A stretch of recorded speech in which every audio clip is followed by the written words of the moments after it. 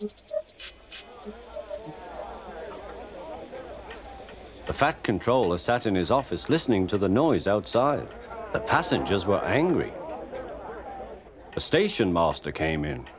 "There's trouble in the shed, sir. Henry is sulking, there's no train, and the passengers are saying this is a bad railway."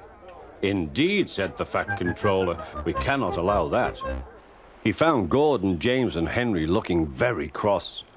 "Come along, Henry, it's time your train was ready." "Henry's not going," said Gordon. "We won't shunt like common tank engines. That was Thomas's job. We are important tender engines. You fetch our coaches and we will pull them. Tender engines don't shunt." "Oh, indeed," said the Fat Controller. "We'll see about that. Engines on my railway do as they are told." And he hurried away to find Edward. The yard has never been the same since Thomas left to run his branch line, he thought sadly.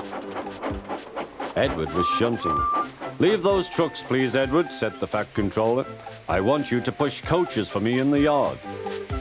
"Thank you, sir, that will be a nice change." "That's a good engine. Off you go, then."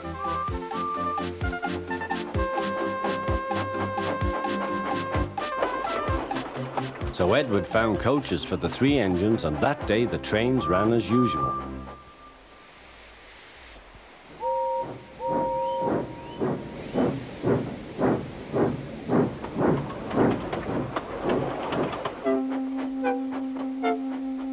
But next morning, Edward looked unhappy.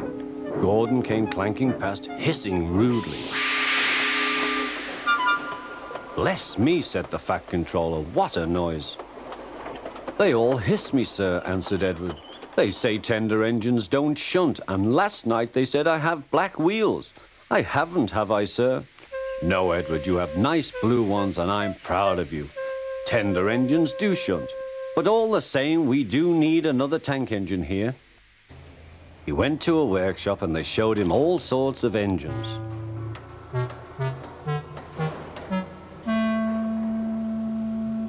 At last he saw a smart little green engine with 4 wheels. "That's the one," he thought. "If I choose you, will you work hard?" "Oh, sir, yes, sir."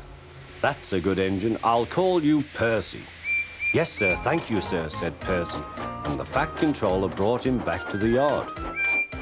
"Edward," he called, "here's Percy. Will you show him everything?" Percy soon learned what he had to do, and they had a happy afternoon.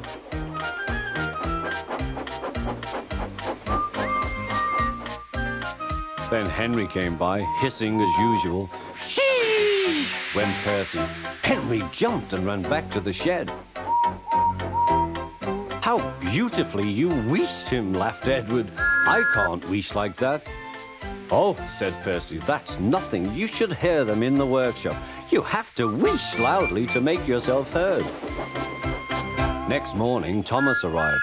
"The Fat Controller sent for me. I expect he wants help," he said to Edward. "Shh, here he comes," replied Edward. "Well done, Thomas. You've been quick. Listen, Henry, Gordon, and James are sulking. They say they won't shunt like common tank engines. So I have shut them up, and I want you both to run the line for a while."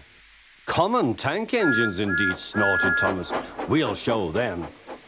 "And Percy will help too." "Oh, sir, yes, sir. Please, sir," answered Percy. Edward and Thomas worked the main line, greeting each other as they passed by. Percy puffed along the branch line. Thomas was anxious about Annie and Clarabelle, but both driver and guard promised to take care of them.